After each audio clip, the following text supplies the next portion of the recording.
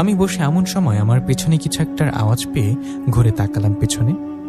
পেছনে ঘুরে তাকিয়ে দেখলাম রূপার বাবা ও তার পেছনে দুজন জিন দাঁড়িয়ে আছে। আমি ওনাকে দেখে সালাম দিয়ে উঠে দাঁড়ালাম। তখন রূপার বাবা ওনার পেছনে থাকা জিন দুটোকে বললেন, তোমরা চলে যাও। রূপার বাবার কথায় ওই জিন দুটো চলে যাওয়ায় উনি আমাকে উদ্দেশ্য করে বললেন, কেমন আছো? ওনার কথা জবাবে আমি বললাম, আমি আলহামদুলিল্লাহ ভালো। আপনি অনেকদিন পর আসলেন, আপনাকে অনেকবার স্মরণ করেছে, আসেননি।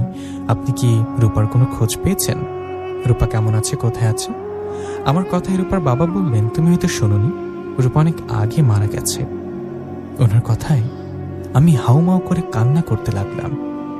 আমার এরকম কান্না দেখে রূপার বাবা বললেন, কেঁদো না, আমার কথা শোনো, চুপ করো, রূপা মারা যায়নি।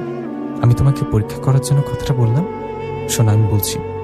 ওনার কথায় কান্না থামিয়ে বললাম, রূপা বেঁচে আছে? সত্যি কেউ বেঁচে আছে? আমার কথায় রূপার বাবা বললেন, হ্যাঁ, রূপা বেঁচে আছে, আর অনেক আগে থেকে রূপা আমার কাছে আছে।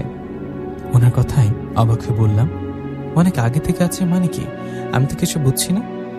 আমার কথায় রূপার বাবা বললেন, শোনো, তোমার বাবা যে রূপাকে তোমার সাথে বিয়ে দিবেন এটা আমি বুঝতে পারছিলাম। তোমার বাবা মনে করতেন রূপা বেঁচে থাকলে তুমি ওকে ছাড়া কাউকে বিয়ে করবে না। তাই তোমার বাবা একজন কবিরাজের কাছে যান, আর কবিরাজকে টাকা দিয়ে রূপাকে বন্দি করতে বলে।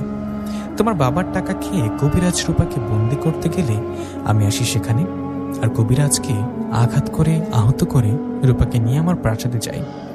আমি রূপাকে নিয়ে আমার প্রাসাদে যাবার পর রূপার উপর এমন মায়া জাদু করি যার ফলে রূপা তোমাকে বা তোমার পরিবারকে দেখা দিতে পারে না। আমার আঘাতে ওই দিন কবিরাজ অসুস্থ হয়ে মারা যায়।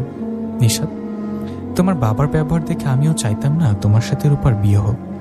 তাই রূপাকে আমার কাছে রেখেও মাঝে মধ্যে তোমাদের বাড়িতে যেতাম। তোমার বাবাকে বলতাম, রূপা কোথায়, ওকে ফিরিয়ে দিন। তোমার বাবা মনে করতো রূপা কবিরাজের কাছে বন্দি, কিন্তু রূপা যে আমার কাছে এটা তোমার বাবা জানতেন না। ওই ঘটনার পর আমি চাইনি রূপা তোমার সাথে দেখা করুক, তোমার সাথে রূপার বিয়ে হোক, কিন্তু রূপার প্রতি তোমার ভালোবাসা দেখে আমি আর চুপ থাকতে পারলাম না।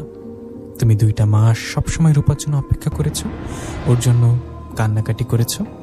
তোমার এই ভালোবাসা দেখে আমি মুগ্ধ হয়ে তোমার ভালোবাসাকে তোমার কাছে ফিরিয়ে দিলাম।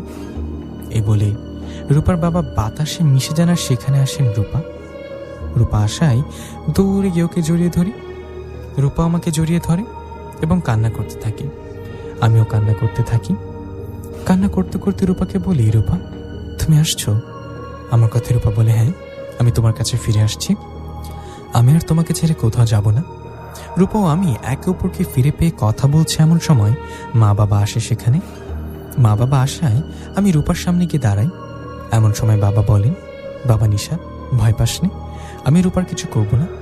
আমি তো আমার ভুল বুঝতে পারছি, তাই না? আমি মন থেকে তোদের মেনে নিয়েছি। আমি রূপার বাবাকে বলে তোদের বিয়ে দেব। বাবার কথায় আমিও রূপা খুশি হয়ে আমাদের বাড়িতে চলে যাই। এই ঘটনা 2 দিন পর আমার বাবা রূপার বাবার সাথে কথা বলে আর আমারও রূপার বিয়ে দেন। একটা অপূর্ণ ভালোবাসা শেষমেশ এসে পূর্ণতা পায়। প্রিয় লিসেনার, গল্পটি কেমন লাগলো? গল্পটি এখানে শেষ করলাম।